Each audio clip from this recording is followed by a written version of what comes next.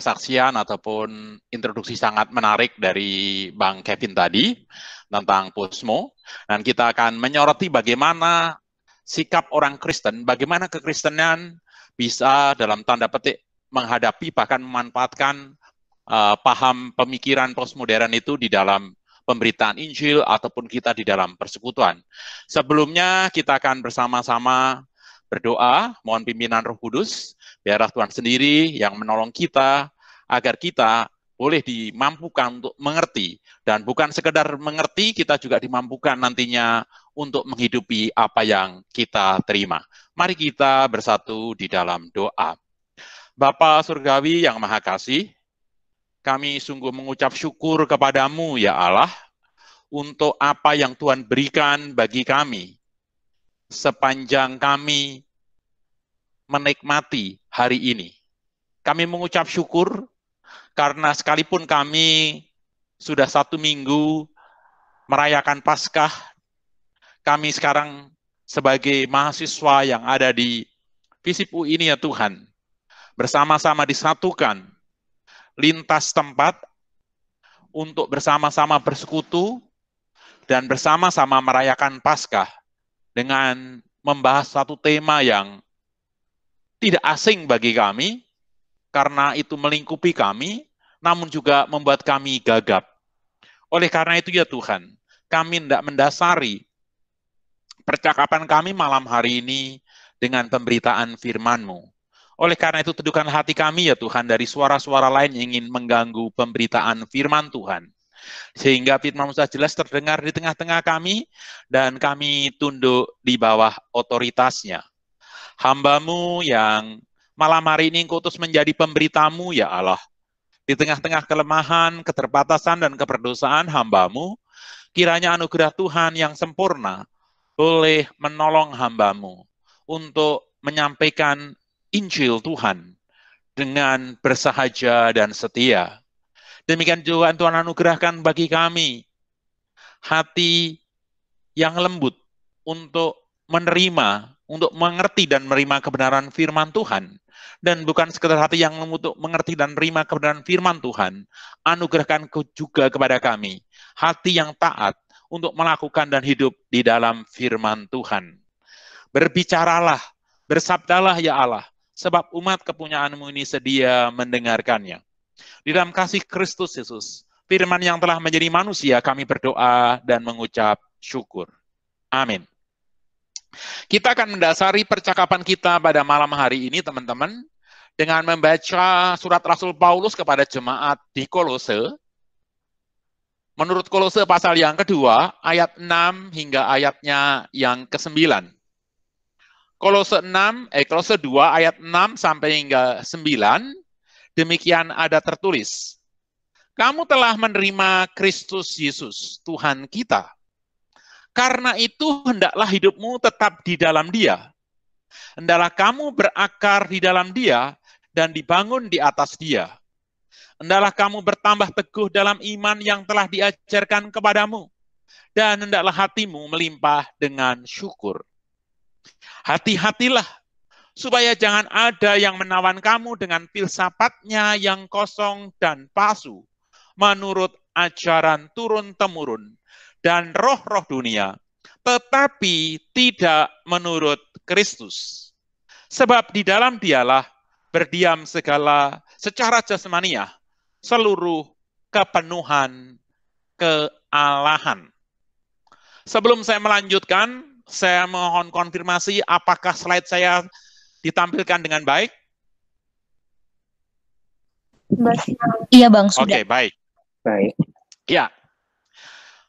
Ketika saya mencoba mencari landasan Alkitab untuk mengapa kita membahas apa itu postmodernisme, saya teringat akan ketika saya sedang kuliah pengantar perjanjian baru, dan ketika membahas surat-surat Rasul Paulus, saya teringat dengan case yang ada di Kolose ini. Jadi, saya memilih teks ini bukan karena semata-mata di dalam bacaan tadi ada kata filsafat, dan malam hari ini kita membahas salah satu kerangka pikir ataupun kelompok pemikiran yang disebut postmodern, maka saya mengambil teks itu. Bukan demikian, melainkan karena latar belakang dari jemaat Kolose yang masih begitu muda, jemaat Kristen yang belum terlalu established, sudah harus menghadapi berbagai macam tantangan. Salah satunya yang paling menonjol adalah tantangan tentang pengajaran. Dan untuk jemaat di Kolose ini sangat kompleks, sehingga para ahli tidak bisa mengelompokkan ajaran apa. Kalau misalnya kita berbicara misalnya Efesus dan Galati, kita gampang. Oh, itu kaum Judaizer, orang-orang Yudais, orang yang Yahudi yang berusaha membawa paham Judaismenya. Kalau kita ke kitab Roma, kita tahu ada kelompok Stois di sana, ada kelompok libertinisme di sana, dan seterusnya, dan seterusnya. Tetapi untuk jemaat Kolose ini begitu kompleks, sehingga para ahli perjanjian baru menyebutnya ajaran itu sebagai bidat Kolose, begitu saja. Mereka campuran pemahaman yang menyerang di pemikiran yang menyerang kekristenan di Kolose itu campuran dari ada Yudaisme, ada asketisme, ada mysticism, ada agama-agama misteri, juga gnosticism yang sangat disoroti oleh Rasul Yohanes. Mereka mengajarkan bahwa ada yang mengatakan materi ini kekal, dunia ini akan kekal. Sebaliknya ada juga yang mengajarkan jiwa itu tidak kekal. Mungkin kalau kita ngomong jiwa tidak kekal, selesai. Sesimpel itu. Tetapi kalau kita pelajari di balik pemikiran, kalau jiwa tidak kekal, kehidupan kekal tidak ada, maka akan bertanya, buat apa kita beragama? Buat apa kita menjadi orang yang saleh? Buat apa kita punya spiritualitas? Dan seterusnya yang dampaknya akan kompleks. Ya. Demikian juga mereka menyembah roh-roh kegelapan, menyembah malaikat-malaikat, berkanjang dalam penglihatan-penglihatan. Itulah latar belakang yang ada di Kolose. Sangat kompleks. Jadi, kalau sekarang ini kekristenan juga didera oleh bidat-bidat, oleh arus pemikiran filsafat yang begitu beragam, orang Kristen atau kekristenan tidak heran lagi. Seharusnya tidak perlu gagap. Dan saya setuju ketika Nobel tadi mengutip dari pengkhotbah, tidak ada sesuatu yang baru di bawah matahari. Sebab dunia ini adalah ajang atau panggung perang ide, perang arus pemikiran.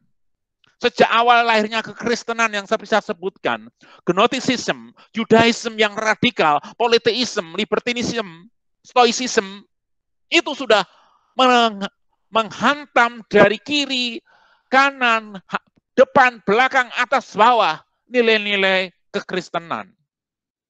Nah, ketika tadi disebutkan, ketika kekristenan menjadi established, menjadi suatu sistem yang dipakai oleh budaya-budaya dunia waktu itu, maka mulai abad ke-15 sehingga abad 18, menemui puncaknya di abad ke-9, akhir abad 19 dan awal abad 20. Apa yang disebut arus pemikiran modernisme, tadi sudah disinggung oleh Kevin. Dan modernisme itu ada beberapa tiang penyangganya. Namun yang utama adalah rasionalisme dan positivisme.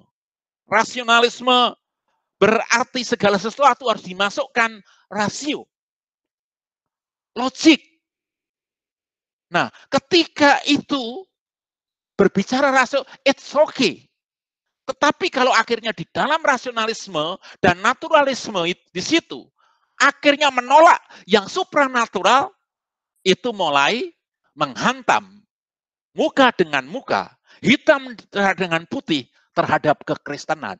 Nanti berbeda dengan posmo yang menggerogotinya lebih halus, lebih berbahaya. Nah, ketika positivisme yang menginginkan, yang merindukan manusia sebagai human, sebagai spesies yang unggul, haruslah mencapai apa itu prosperity? Apa itu happiness? Apa itu progress? Apa itu liberty? Dalam quote, dalam batas-batas tertentu. Tidak liberty yang lebih liar seperti yang dipegang oleh Posmo nantinya. Ya. Nah, ketika kekristenan pertama-tama gagap menghadapi modernisme, justru di situ akhirnya kekristenan bangkit lagi, bisa berhadapan, bahkan bisa menggunakan positivisme dan rasionalisme untuk membangun sistematik teologi yang lebih kokoh, apologetika yang lebih handal. Nggak terlalu lama di situ. Lahirlah apa itu yang namanya postmodernisme, yang tadi sudah disinggung dengan sangat baik, ya, dengan ilustrasi yang sangat baik oleh Kevin. Ya, para teolog sekelas Nouwen, ya, itu sudah Henry Nouwen itu sudah mengelompokkan itu. Ada kelompok agama yang seolah-olah diwakili periode tertentu. Ada kelompok modernisme, yaitu Menara Babel, dan oleh alur baru, yaitu peperangan demi peperangan pasca rusaknya Babel. Itu yang disebut sebagai posmo. Dan itu dimulai dari akhir atau pertengahan abad 20 hingga awal abad 21. Mereka menyebutnya posmo. Postmodern. Kenapa itu lahir? Tadi sudah disinggung dengan baik oleh Kevin. Di situ bahwa karena ternyata rasionalisme dan secara khusus positivisme ternyata tidak menghasilkan hal atau mimpi-mimpi yang indah yang merasa yang dirindukan sejak abad ke-15 sampai 18, awal 19 sampai akhir abad 19. Akhirnya itu tidak tercapai. Ternyata ketika ilmu pengetahuan makin maju, tidak membuat orang hidup lebih damai, dengan ilmu pengetahuan menghancurkan yang lain, dan seterusnya, dan seterusnya. Maka kelompok ini mengatakan modernisme is over. Modernisme sudah mati, post already, sudah selesai. Dan kerangka berpikir rasionalisme yang berpikir dengan sangat logik, dengan step by step-nya itu, dan antara premis yang satu, premis berikutnya begitu rapi, tersusun untuk menghasilkan suatu kesimpulan yang disebut kebenaran. Karena dianggap gagal, maka perlu itu diskontrak. Perlu itu diruntuhkan, perlu itu dibongkar ulang. Yang dipelopori oleh tadi Jacques Derrida tadi. Ya. Nah, oleh karena itu, tokoh-tokoh yang banyak tadi menyimpulkan bahwa posmo itu adalah suatu reaksi atau respon kecewa terhadap kegagalan modernisme yang awalnya punya mimpi untuk mengangkat derajat manusia, membuat dunia lebih baik, ternyata gagal total. Maka ini perlu didiskontrak. Ada pemikir lain yang mengatakan posmo itu lawan dari modernisme. Kalau Derrida tadi mengatakan posmo adalah discontraction dari perombakan ulang dari modernisme. Ada yang lain mengatakan itu pengembangan dari modernitas. Tetapi kalau kita berpikir, kita belajar dari sejarah, baik itu agama, baik itu harus pemikiran, tidak ada sesuatu yang baru. Hanya merupakan reaksi terhadap pemikiran-pemikiran yang sebelumnya. Tapi menurut saya, dengan memberi istilah posmo sendiri, itu ada satu kepongahan tersendiri dari orang-orang yang mencetuskan dan orang-orang yang mengikutinya. Seolah mengatakan modernisme is over. Ya. Nah,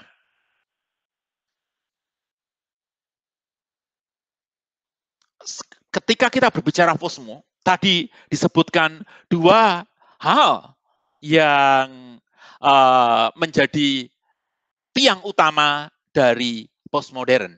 Dari sejarahnya, ya, ketika modernisme dengan struktur berpikir yang alur yang terstruktur menghasilkan suatu kesimpulan kebenaran, maka orang mengatakan berdasarkan teori A, B, C, ini loh kebenaran. Ini loh kebenaran yang tidak bisa diganggu-gugat. Misal, ketika Sir Isaac Newton, karena saya basicnya dari fisika, sungguh Sir Isaac Newton itu seorang filsuf, bukan sekedar ahli fisika. Karena statement pertama dari Sir Isaac Newton itu adalah begini, suatu benda akan tetap mempertahankan posisinya jika tidak ada gaya luar yang mempengaruhinya. Jangan itu berpikir itu teori kelembaban itu hanya fisika saja. Ternyata tidak, itu filsafat. Ketika manusia yang sekarang, yang biasa bersekutu, ikut persekutuan, nyanyi bareng, masuk gereja bareng, suruh ibadah di rumah, sulit. Terharus ada gaya luar yang mempengaruhinya, yaitu COVID-19. Dengan COVID-19 sekarang kita bisa melihat apa? Bahwa Zoom berguna, bahwa Google Meet berguna, bahwa Skype berguna, bahwa IGTV berguna, dan seterusnya, dan seterusnya. Jadi manusia akhirnya berubah konsep ibadahnya karena ada gaya luar yang memaksa dia berubah. Jika tidak, manusia berusaha reluctant. Benar enggak? Masih banyak gereja yang pengennya buru-buru ibadah konvensional, bukan? Nah, ketika berpikir secara runtut itu, maka orang mengatakan M kali A. Kelembaman itu gayanya itu ya M kali A. Jadi kalau nggak M kali A, itu salah. Gaya itu massa kali percepatan. Jika tidak, itu salah. Tunggu dulu. Ternyata di dalam perkembangan fisika, kita melihat Einstein, suatu benda dengan kecepatan mendekati kecepatan cahaya, maka F sama dengan M kali A sudah tidak berlaku lagi. Nah, kebenaran yang disebut mutlak, kebenaran yang objektif tadi, tidak bisa dipegang oleh posmo. Posmo menolak apa yang itu namanya kebenaran tunggal. Bahkan ada suatu novel yang sangat bagus, yang judulnya kira-kira kalau nggak salah begini, The Danger of Single Story. Ya, tidak ada kebenaran yang objektif.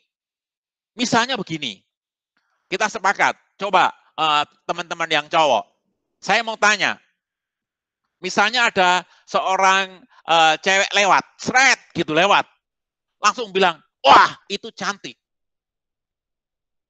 Semua, baik Nobel yang ada di situ, baik Jeremy yang ada di situ, sepakat mengatakan itu cantik. Ya itu cantik gitu loh. Noh, kenapa cantik? Ada yang mengatakan, oh cantik itu tinggi, cantik itu putih, cantik itu langsing, cantik itu proporsional. Ya, bagi orang modern itu dimengerti, langsung sepakat itu cantik. Tapi orang posmo kan mengatakan, oh enggak gitu dong, kita mengatakan itu cantik karena sudah ada kesepakatan kriteria kecantikan yang saya sebutkan tadi. Coba kalian, misalnya, lari sebelum dinasti Tang di Tiongkok sana. Cantik, nggak begitu definisinya. Ya, cantik, definisinya kakinya kecil. Maka para putri kerajaan dinasti yang kuno itu anak gadisnya selalu diikat dan dipakai sepatu kecil.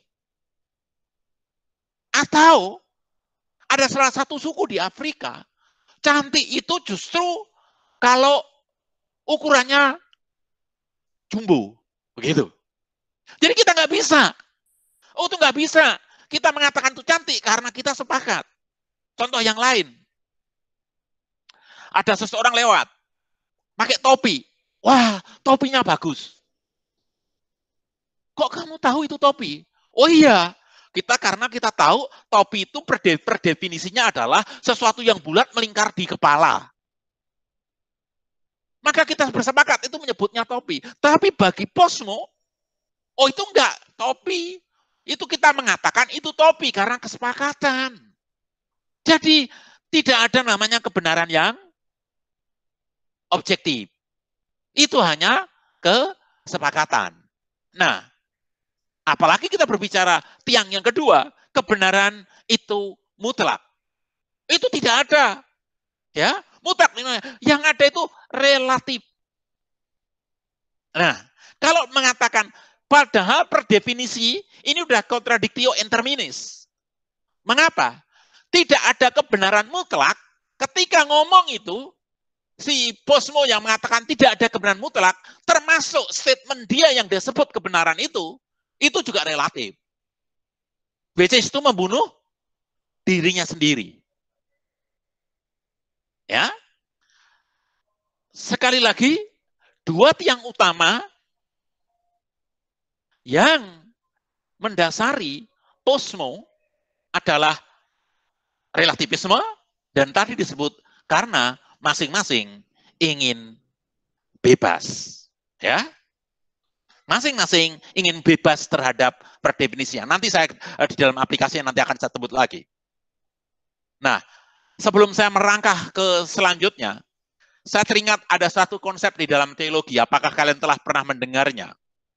Bahwa konsep both and itu yang lebih baik dibandingkan dengan konsep modern either or. Saksi mata menyebut parasut Potter dan Han gagal menembak. Keduanya akhirnya terjatuh dari ketinggian ratusan meter. Sehari berselang mereka ditemukan tewas oleh regu penolong. Oh, di mute siapa ya?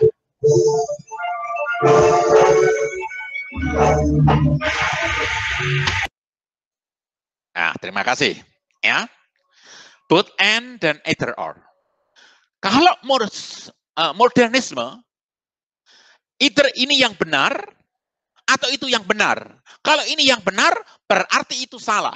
Maka nafasnya adalah either or. Sedangkan Posmo mengatakan, oh enggak, itu pongah, itu gegabah, itu otoriter, pemahaman seperti itu. Bisa saja bagi Posmo itu, ini benar, itu benar. But ini dan itu sama-sama benar. Tetapi mari kita uji pemikiran Posmo ini.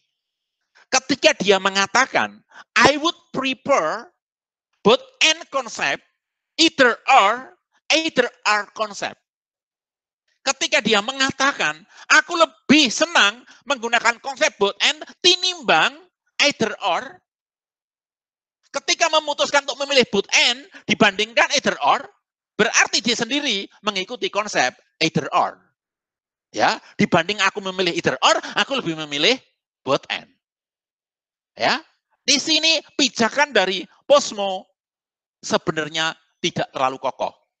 Memang Posmo napasnya adalah fleksibilitas. Sedangkan modernisme kekokohannya. Nah, bagaimana misalnya contoh gitu ya, ketika pemikiran Posmo yang meragukan fakta kebangkitan, padahal kebangkitan atau Paskah merupakan jantung iman Kristen. Maka saya mungkin lebih berpihak kepada konsep modernisme. Buat saya, kebangkitan itu fakta historis. Kebangkitan bukan definisi filsafat. Kalau definisi filsafat, maka kamu boleh berpandangan berbeda dengan saya. Tetapi kalau kebangkitan itu fakta historis, maka harus diterima sebagai fakta yang tidak bisa ditolak. Sama objektifnya, sama historisnya, kalau saya mengatakan api itu panas. Kalau orang posmo mengatakan, wah itu kan kesepakatan kamu, api itu panas, jadi selamat aja. Panas atau enggak, gitu. Ya, jadi sekali lagi, ketika membahas hal-hal tertentu, misalnya kebangkitan, saya mengatakan, kalau ada orang posmo meragukan Paskah atau kebangkitan, saya akan mengatakan ini fakta historis. Sama seperti fakta historis kalau kalian adalah mahasiswa yang ada di FISIP UI. Ya, nggak akan, wah per definisi saya, enggak. Ini enggak ngomong filsafat, ini ngomong fakta. Bagaimana dengan pandangan posmo terhadap iman Kristen? Yang secara umum, khususnya kebenaran Kristen, ajaran Kristen, pemberitaan Injil, dan lain sebagainya. Sebelum saya pergi ke sana, saya ingin masuk. Sebelum menjinakkan pemikiran itu, atau sebelum kita bisa menunggangi pemikiran itu, apa sih yang dijual? Apa sih yang dianggap laku, yang dianggap menjadi strong point dari posmo sehingga mengganggu kekristenan? Secara khusus di dalam pemberitaan kebenaran atau pemberitaan Injil, yang pertama, orang-orang posmo mementingkan presentasi sebagai ganti esensi. Mengapa? Karena esensi sudah dirobak oleh dia, tidak ada satu kebenaran yang tunggal, maka esensi itu bukan tidak ada. Kalau esensi tidak ada, yang penting ya bungkusnya. Kalau mau laku, acara, kalau mau laku, khotbah, nggak usah yang berat-berat. Yang penting jemaat happy. Yang penting jemaat merasa terberkati. Yang penting semuanya suka. Yang penting semua bahagia. Jadi, mari kita kemas ibadah itu senyaman mungkin. Kamu langsung bisa melihat kan? Betapa posmo sudah menguasai gereja. Ya kan? Jangan ngundang Bang Yonas orangnya serius, khotbahnya panjang. Mana pernah ada nada turun dari Bang Yonas? Kan gitu. Ya, kalau nggak ada pembicara, baru undang Bang Yonas, gitu ya. Misalnya itu. Yang kedua adalah tafsir alternatif sebagai ganti dogma. Wah, Yesus Kristus Tuhan dan Juru Selamat, itu dogma Kristen.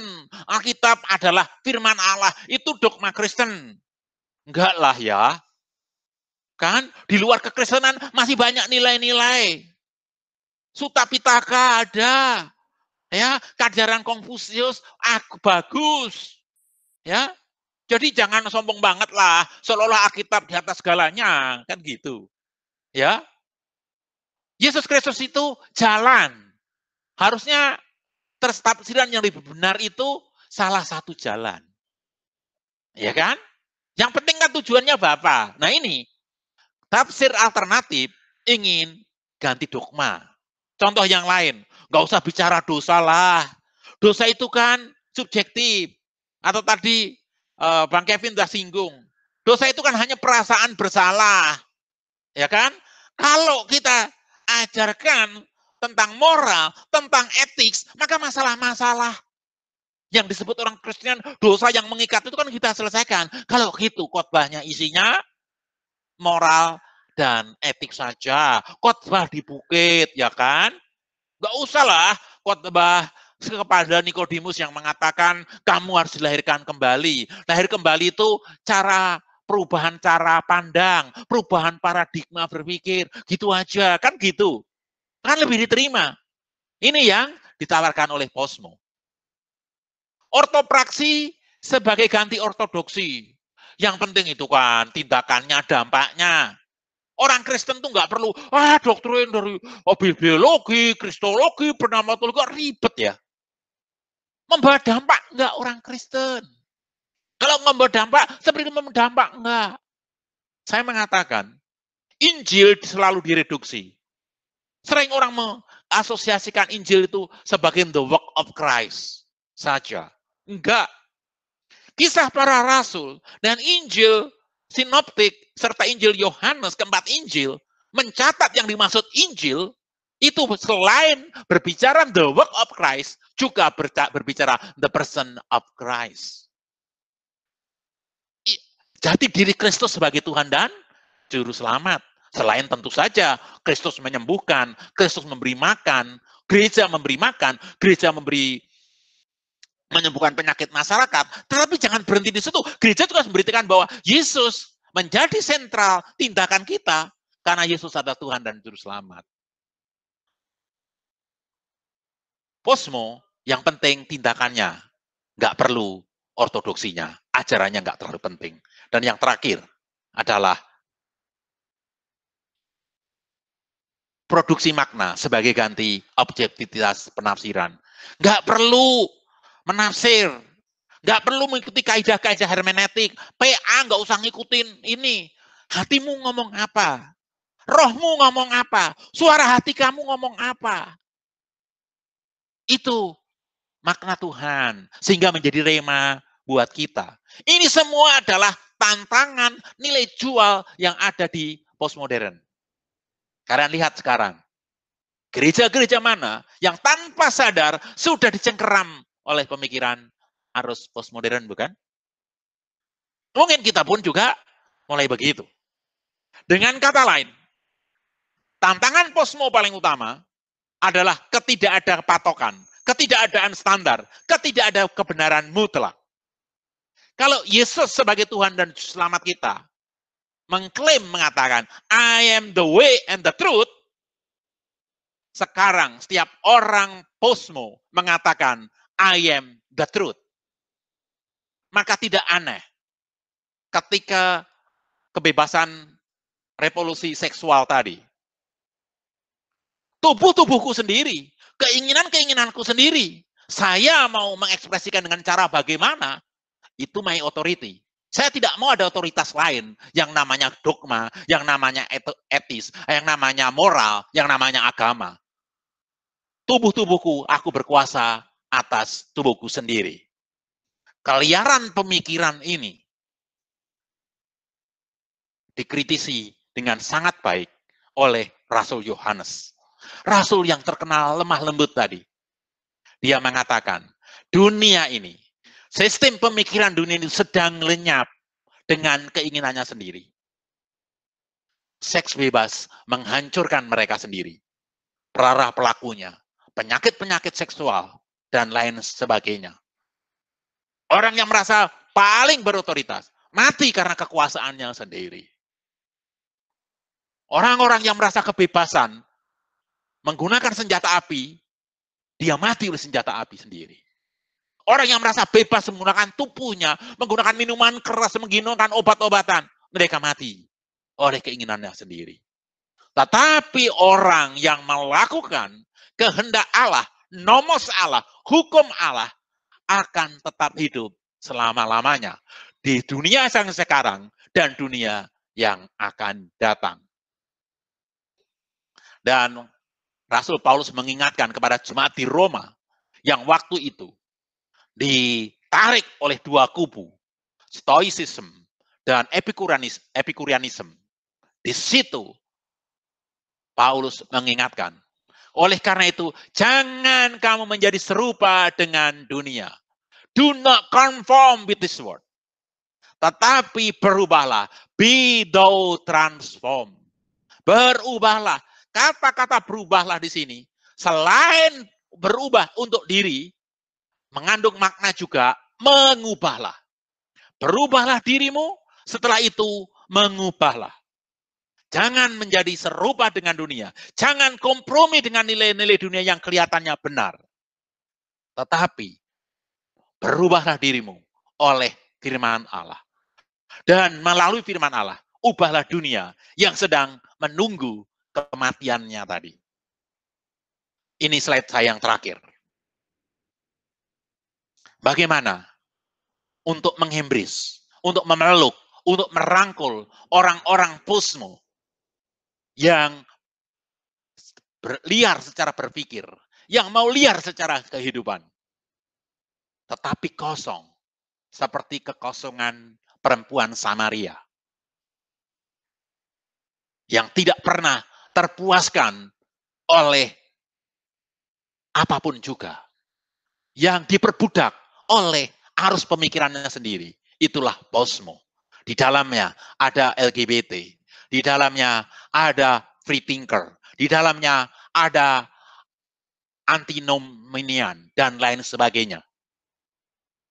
Bagaimana nilai-nilai yang dianggap usang, nilai-nilai yang dianggap otoriter, nilai-nilai yang dianggap dingin dan kaku, yang disebut modernisme dan agama, bisa mereka terima. Kita merangkul, sama persis ketika kita menggunakan metode rasionalisme untuk mempelajari Alkitab, untuk tahu sejarah, untuk berapologetika. Bagaimana kita bisa merangkul posmo, bahkan menunggangi posmo itu sendiri. Yang pertama, kalau tadi kritiknya adalah presentasi ganti esensi, mari kita menjual esensi dengan kemasan presentasi. Kalau bungkusnya aja udah jelek, orang nggak pengen beli dalamnya. Oleh karena itu, esensi yang bagus harus dibungkus dengan bagus. Amsal menulis, perkataan yang tepat itu seperti apel emas di pinggan perak. Apel emas jangan taruh di got dong, karena orang nggak akan melihat dan nggak akan pernah berpikir ada emas di got. Hanya orang-orang pencari emas yang mungkin tahu.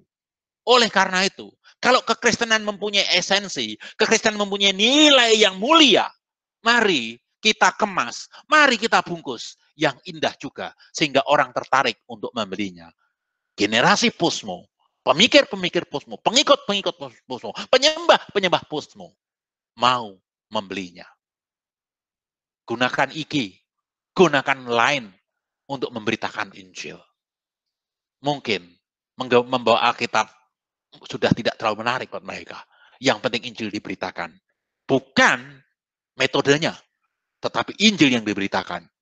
Supaya Injil bisa diterima, gunakanlah metode yang sesuai. Menjual esensi dengan kemasan presentasi. Yang kedua, kalau tadi ortopraksi menjadi ganti ortodoksi, mari kita ortodoksi, ajaran yang benar, kita tambahkan ortopati, sikap yang benar, dengan merangkul mereka, dengan relasional kepada mereka, maka mungkin mereka bisa dirangkul. Berkali-kali saya melayani, dan mereka mengatakan, I am free thinker, I am agnosticism, dan seterusnya, I'm agnostic. Tetapi setelah saya jelajahi lebih lanjut, ternyata mereka hidup LGBT. Kenapa kamu agnostik? Buat apa saya kekristenan? Karena kekristenan menolak saya. Gereja menolak saya. Jadi, sekali lagi, ortodoksi bukan berarti menyingkirkan heterodoks.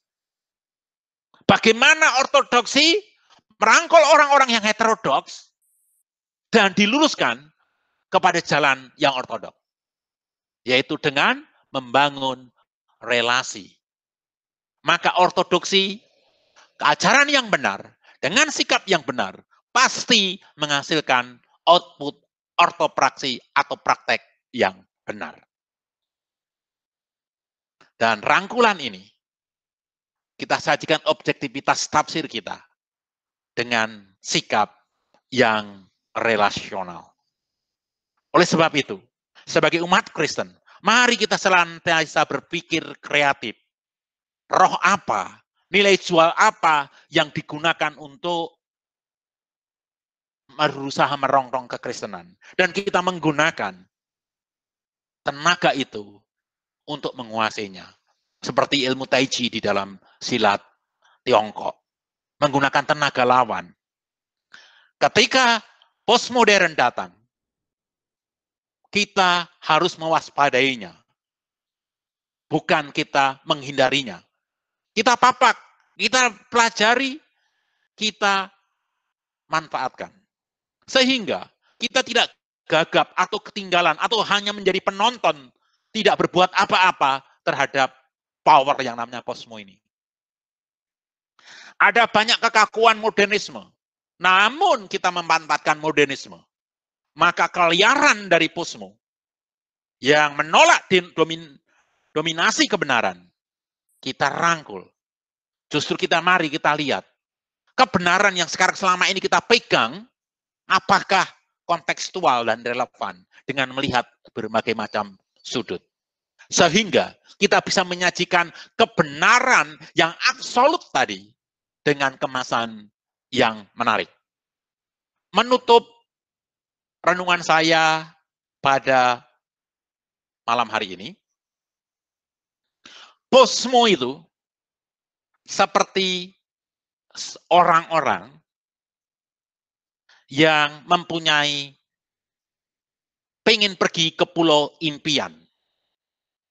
Maka kita naik kapal, orang-orang tersebut naik kapal ke pulau impian yang selama ini diceritakan seindah Atlantis. Maka orang berbondong-bondong naik kapal ini ke pulau impian. Dan ketika sampai di pulau impian sesuai dengan GPS yang diterima, koordinatnya benar, ternyata pulau impian itu ternyata pulau yang gersang dan banyak hewan berbisanya. Setelah melihat seperti itu, maka nggak jadi ke pulau impian. Pulau impian ditinggalkan, kembali ke kapal. Dan masuk ke kapal, dia berputar-putar karena tidak ada tujuan. Kapal tadi, itulah posmo. Pulau impian tadilah itu modernisme. Ketika orang berusaha menganggap modernisme itu menjadi impian bagi umat manusia, ternyata tidak menjawab. Harusnya umat manusia yang cerdas, bukan meninggalkan pulau yang diimpikan tadi, tapi membuat pulau gersang tadi menjadi pulau impian. Itu tugas kekristenan.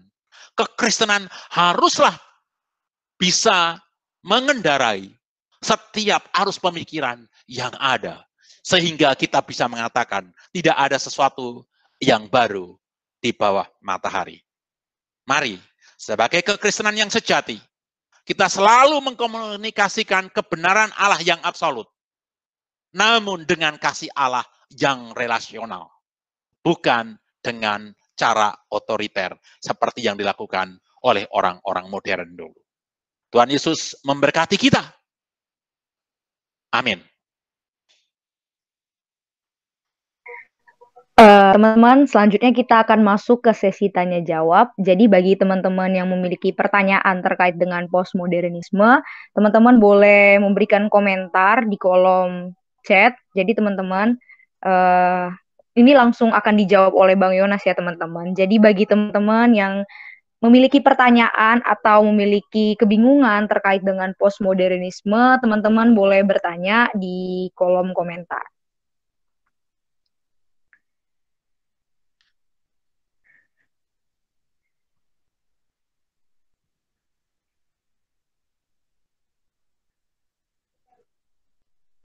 Puji Tuhan, berarti tidak ada pertanyaan.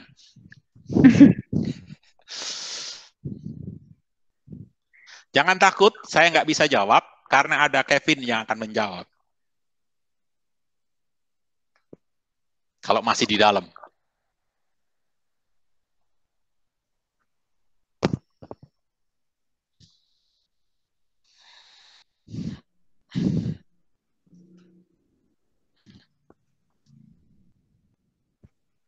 Ya, saya setia menunggu.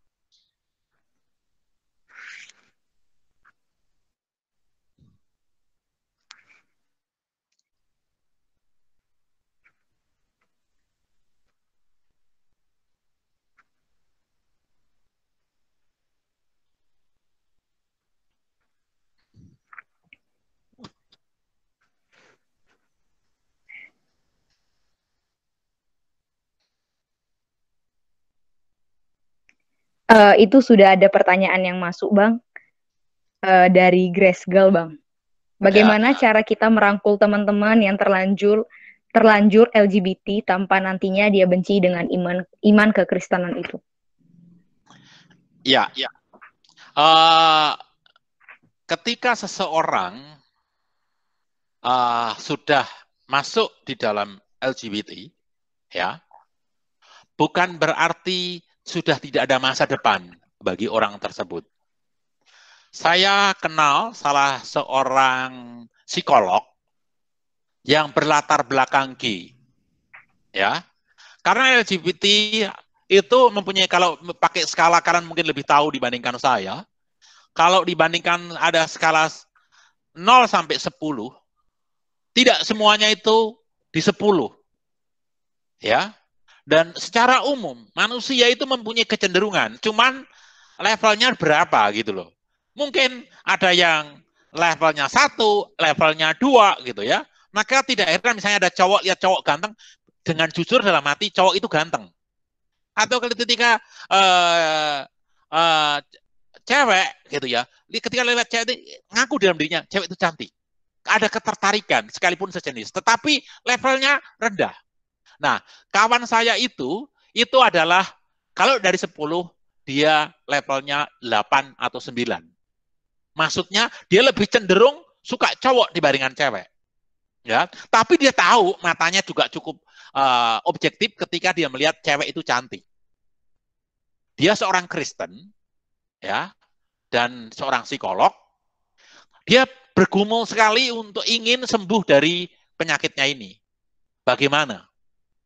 Maka teman-temannya dia waktu itu, dalam tanda petik, memperkenalkan dia kepada gadis yang mencintai dia. Nah, kalau posmo, nggak bisa. Itu namanya pemaksaan, itu otoriter. Kalau kecenderungan dia gay, oke aja gitu. Oh enggak. Nah, kekristenan harus menganut konsep, ya, hate the sin, love the sinner. Ya, kasihi pendosanya, benci dosanya. Tuhan Yesus tidak pernah kompromi terhadap dosa, tetapi dia mengasihi si pendosa itu. Maka ketika ada orang yang perempuan yang berzina, dia mengatakan apa? Ya, pergilah, dosamu sudah diampuni. Enggak berhenti di situ, tetapi jangan berbuat dosa lagi. Nah, orang Kristen pun juga harus begitu. Nah, kembali kepada cerita kawan saya tadi, dan pendek kata setelah pendekatan dan seterusnya, akhirnya mereka berpacaran. Dan ending story-nya menikah. Sudah selesai ceritanya? Enggak. Nah, di dalam pernikahan itu, yang semula dia G-nya itu levelnya 8 dan 9, setelah menikah, hubungan suami istri dan seterusnya, pendek kata, dia sekarang di level 2 atau 3. Masih suka lihat cowok yang ganteng banget, masih. Ya. Tetapi di dalam dirinya lebih cenderung mengasihi istrinya. Nah, maksud saya, ketika ada teman kita seperti itu, jangan dijauhi. Rangkul, tetapi hati-hati. Karena kita juga punya kelemahan. Saya banyak melayani orang-orang yang katanya melayani lesbi, dia sendiri akhirnya kecegur. Syukur kepada Allah, akhirnya bisa dipulihkan. Pendek kata, rangkul orang tersebut, kenalkan kebenaran, pada saat sama jangan menghakimi. Menghakimi itu bukan berarti menyatakan salah benar, bukan. Jangan menganggap dia rendah karena itu. Sebab orang itu juga bergumul. Saya ada kenal satu lagi orang yang rindu banget melayani di gereja, tetapi ditolak oleh gereja karena dia seorang yang gay. Ya, orang itu hampir meninggalkan kekristenan. Syukur ada seorang pendeta yang mengerti kelemahan dia dan dia mendampingi dan akhirnya dipulihkan. Syukur kepada Allah. Kira-kira begitu. Teman-teman, bagi teman-teman yang ada pertanyaan boleh. Oke, sudah ada nih Bang dari Jelita Murni. Shalom Bang Yonas, saya ingin bertanya perihal presentasi sebagai esensi. Tadi Bang Yonas sempat bilang bahwa hari-hari ini orang postmodern lebih tertarik atau suka mendengarkan khotbah yang menyenangkan. Bolehkah Bang Yonas tolong jelaskan lebih detail mengenai ciri-ciri dari khotbah yang menyenangkan tersebut? Lalu apakah ketika kita suka mendengarkan khotbah tersebut itu adalah hal yang sepenuhnya salah, Bang? Sebelumnya terima kasih ya, Bang. Oke, mendengarkan khotbah favorit itu tidak salah sama sekali. Sama tidak salahnya ketika kalian suka es krim Walls tinimbang es krim yang lain. Kalau saya suka Walls karena lebih murah dibandingkan Baskin Robin, begitu misalnya ya. Tetapi maksud saya begini, ya. Jadi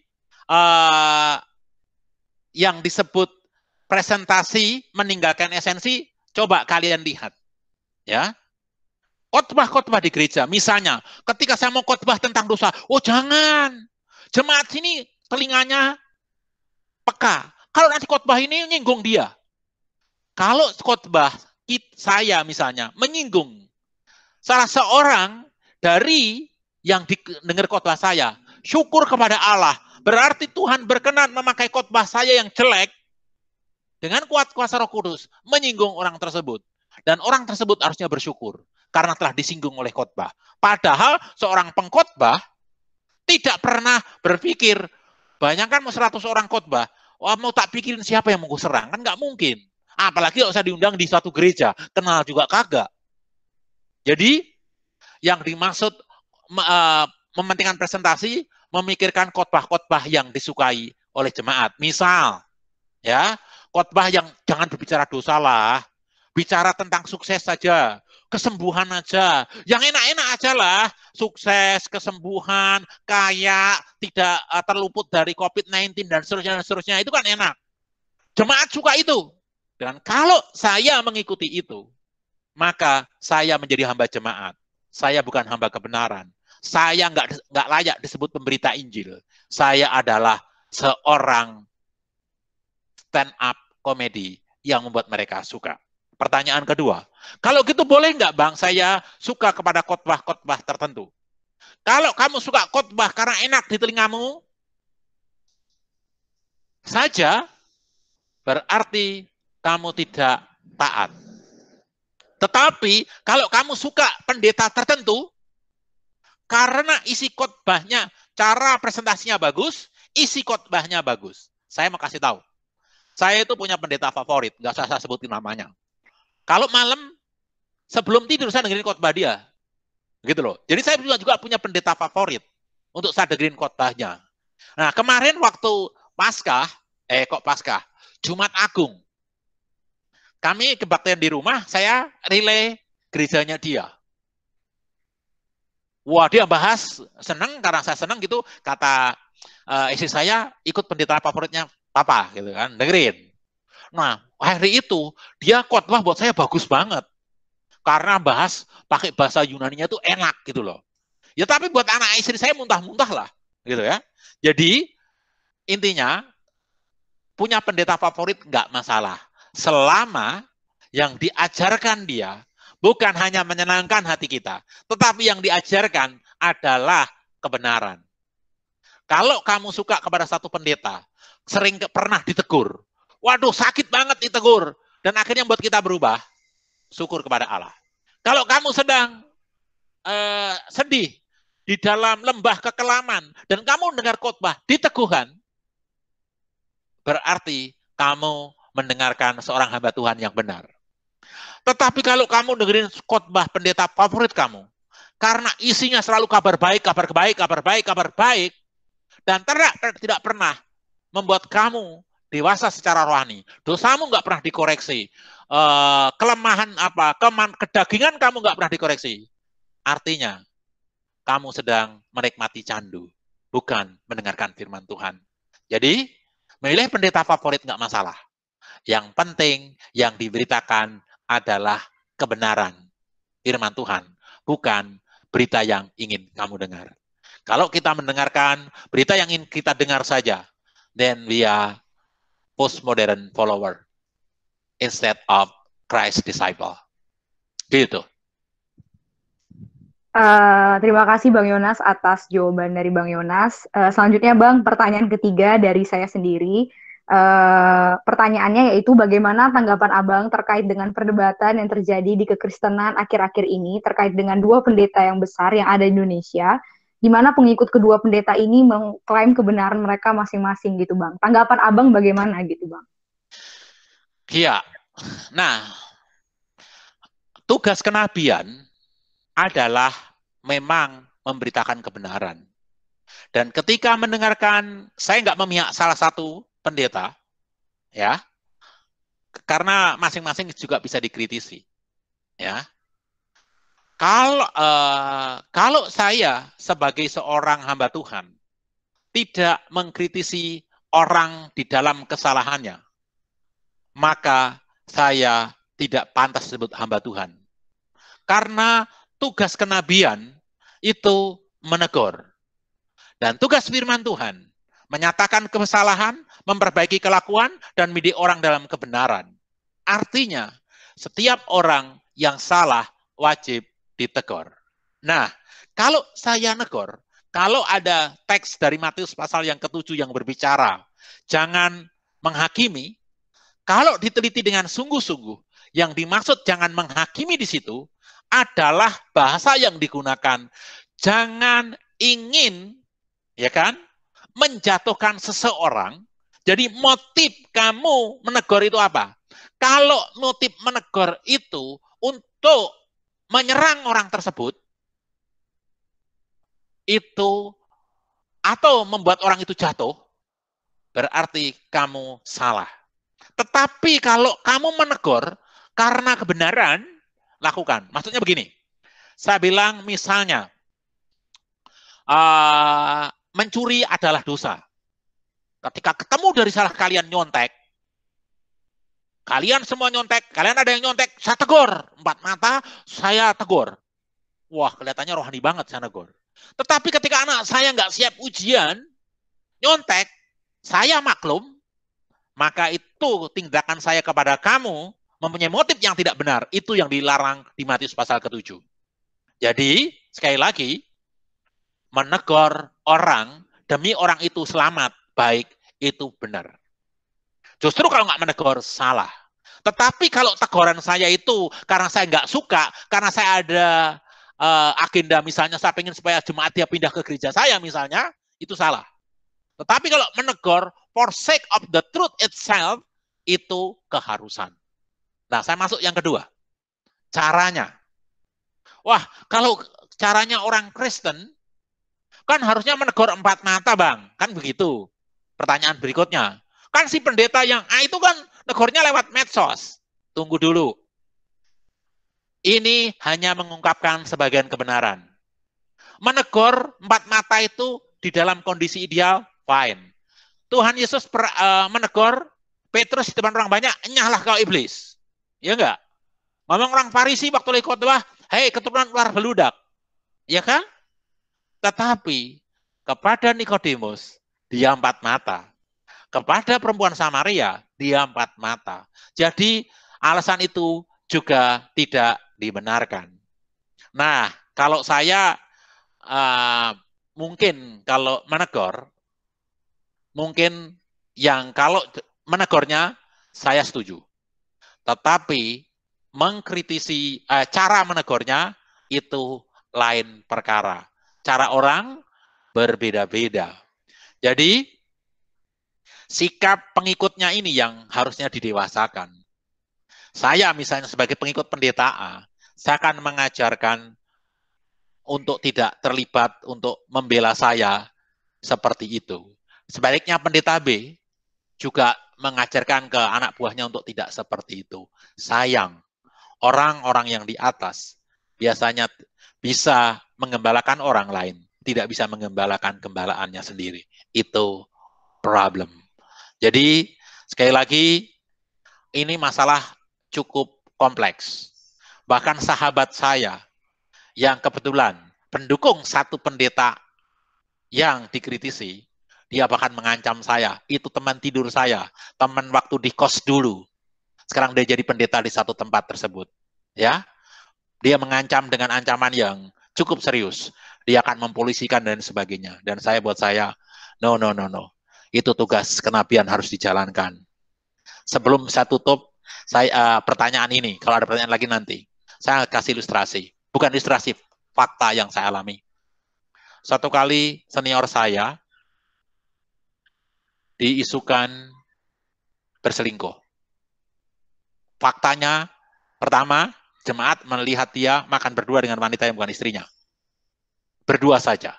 Yang kedua, di satu gereja yang bukan di gereja tempat kami, senior saya ini membawa anak kecil yang diakui sebagai anaknya.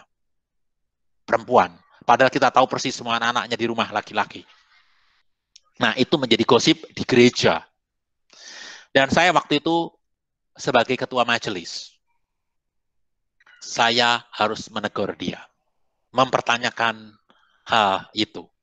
Padahal saya tahu, dia kakak senior saya, dia menjadi ketua panitia pernikahan saya.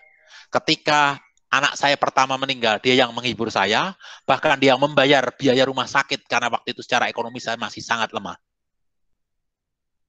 Susah kan? Tetapi sebagai seorang nabi, saya harus menyampaikan hal itu. Akhirnya setelah berdoa, karena tugas kenabian itu, saya bilang sama istri, tolong doakan saya ke tempatnya kakak ini untuk klarifikasi dan seterusnya. Dan sampai di rumahnya saya bilang sama istrinya, Mbak, saya ajak kakak makan bakso ya, nanti saya beliin oleh-olehnya. Dan di situ saya tanya, dan akhirnya dia memberi klarifikasi. Benar, dia makan, faktanya dia makan dengan wanita yang bukan istrinya, benar. Tetapi itu adalah kliennya, customer dia, kan dari seorang marketing manager. Ya, bagaimana dek, saya mau makan, mesti ngandang orang, karena itu customer. Yang kedua, anak yang dibawa itu adalah keponakannya. Nah, seandainya saya membiarkan itu, maka saya nggak layak disebut hamba Tuhan. Padahal saya tugas kenabian. Padahal resikonya, saya akan dianggap anak kecil yang tidak tahu utang budi kepada dia. Tetapi sebagai hamba Tuhan, harus tetap dijalankan dengan resiko apapun. Dan saya bisa mengerti kalau pendeta A yang melakukan teguran tersebut dengan segala risiko, bahkan mungkin tuntutan secara hukum. Ya, tetapi itu merupakan tugas. Nah, kalau mengenai cara, masing-masing orang punya cara. Itu jawaban saya. Jangan ada di antara kita di sini yang pro pendeta A dan pro pendeta B akhirnya tidak ikut persekutuan gara-gara berbeda pandangan. Jangan ya. Dan Yesus berkati. Oke, Bang, terima kasih atas jawabannya. Selanjutnya, Bang, ini